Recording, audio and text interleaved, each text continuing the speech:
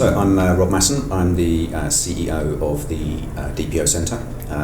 We are a provider of outsourced data protection officers. So we have a team of DPOs spread around the country, which we place into organisations on what we call a fractional basis. So that's anything from 1 to 8 days per month. And we work with clients in all different industry sectors. We have certain specialisms in education and health and financial services, but generally across our 330 odd clients, they come from all different industry sectors. So we have a very broad knowledge base within our team of DPOs, and we have a kind of model documentation library which we can use to deliver our service to essentially any type of organisation that they need to have a DPO, whether it be from a regulation perspective that you're required to have one, or they need to have one because it's the appropriate thing to do for the type of data that they're processing. But they don't necessarily need to have a full-time DPO, and therefore we provide them with that the expertise and the resource that they need, but on a much more cost-effective fractional basis.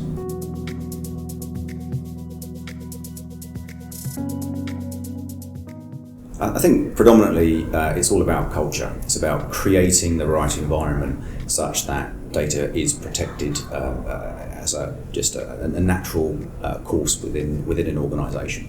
And so from our perspective, it's about, in order to create that culture, it's very much about training and awareness. So data protection is predominantly about people. That's generally where the problems arise, and therefore it's providing the right kind of training and awareness such that data protection becomes instilled in everything that an organisation does. And so, but it's also about communication, making sure that an appropriate structure has been set up within an organisation to make sure that the necessary information is flowing both vertically up and down within that organisation, between right at the top, the sponsor of data protection within the organisation, so that the key director who is hopefully leading from the top and making sure that the role is appropriately resourced and the mandate is there in order to make sure that certain things happen. But it'll come down to a governance committee, then you're going to have information asset owners, and then you're going to have data-facing staff. And it's about creating, in all of those levels, the most appropriate culture and the most appropriate communication flow to ensure that when certain things need to be communicated, they go down to the data-facing staff, but equally, because they are data-facing and they are talking to the data subjects, the necessary information and requests are flowing back up to primarily the governance committee and the DPO, so that appropriate decisions can be made and the whole area of data protection can be managed appropriately within the organisation.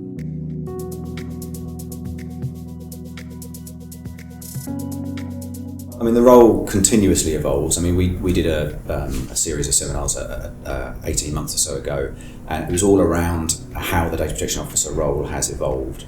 But primarily we're becoming, the data protection, certainly the ones in our team, are becoming more and more strategic in their approach, and that's kind of the fourth level that we kind of detailed back then. And so you start off as the kind of translator, so someone who's basically working out, what does data protection mean, what's the organisation got to do.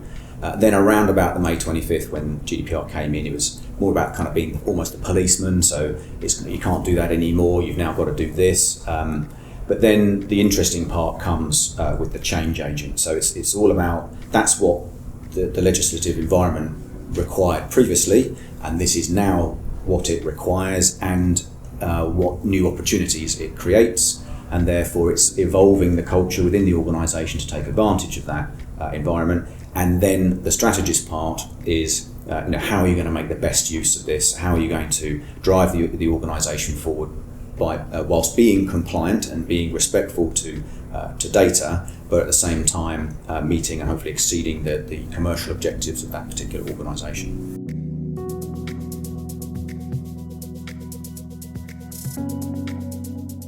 It is all about people. I mean, if you get the culture right and you get the compliance infrastructure right, then the organisation will achieve what it needs to achieve from a data protection perspective. So those are the two key areas that we're looking to make sure are in place. So are the people, are the policies there to help describe to the staff within an organisation what the expectations of the organisation are on them in terms of protecting data.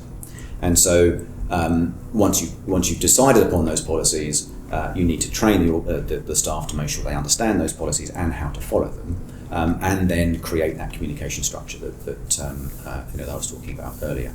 But it's also about taking advantage of the opportunities within the marketplace and making sure that you're aware of what's happening, so that you can be making the right decisions now and putting the right processes in place, so that we can take advantage of any new environment that gets created.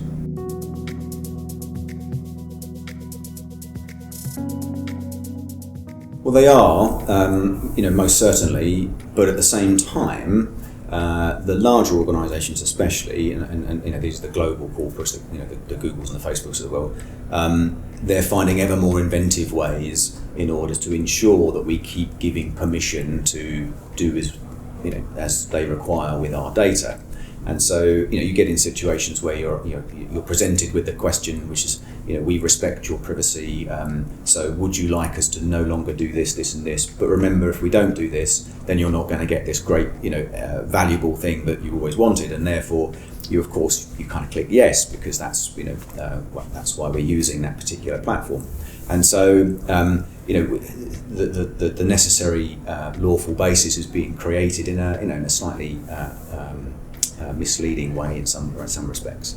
But at the same time, data subjects, members of the public, are using the new legislation, what are called the individual's rights that are available within the likes of GDPR, in not always a positive manner. So the individual's rights give us the ability to ask for data that an organisation is storing and processing, and that's called a data subject access request. But we also, we have the ability to have our data deleted in certain situations and so on. But what's happening is that individuals are starting to use things like data subject access requests almost as a stick to beat an organisation, in terms of, if you didn't receive the level of service that you were expecting, or something wasn't quite right, then you have this ability to go back to the organisation and request your data, but not necessarily for the reasons that it was the right was given to you in the first place. And so we're dealing with that a lot within clients, within the organisations that we represent, and finding the best ways of helping to reduce the burden that is being caused by those individual rights. But fundamentally, they are absolutely the right thing. We should have access to our data. We should have visibility. We should have transparency. So that so there's nothing inappropriate in terms of the way that the regulation is written, but they're just being manipulated and used in certain ways that maybe weren't fully intended, in the way that the regulation was first written.